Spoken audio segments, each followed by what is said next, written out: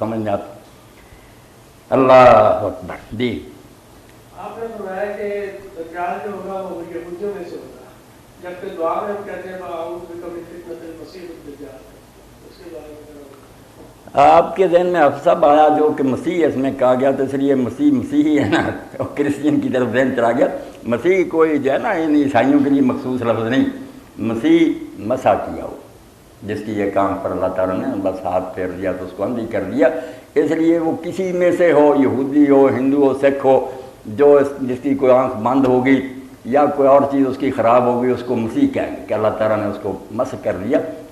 तो मसीह दज्जाल होगा यहूदी, जो मसीह है बरहक है ईसा अलैहिस्सलाम, वो सच्चे पैगंबर। ये अल मसीह दज्जाल फरेबी मक्कार मसीह, क्योंकि आपके इल्म में होना चाहिए ना कि ये यहूदी जो ना नामुराद, ये अभी तक मसीह के मुंतज़र है कि पहली बार भी नहीं आया।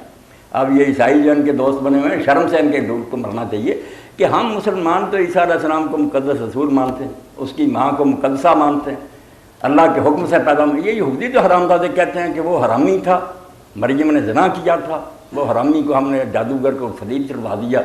ईसा अलैहिस्सलाम की इतनी तौहीन उसकी माँ की करते हैं। हमारी दुश्मनी में ये बुश वगैरह मिले हो, ईसाइयों और यहूदियों के आपस में क्या मेल। तो वो कहते हैं मसीह पहली बार भी नहीं आया, इसलिए प्रामद मसीह जो है ना, मसीह मौत उसके मुंतज़र है कि अभी पहली बार भी नहीं आया।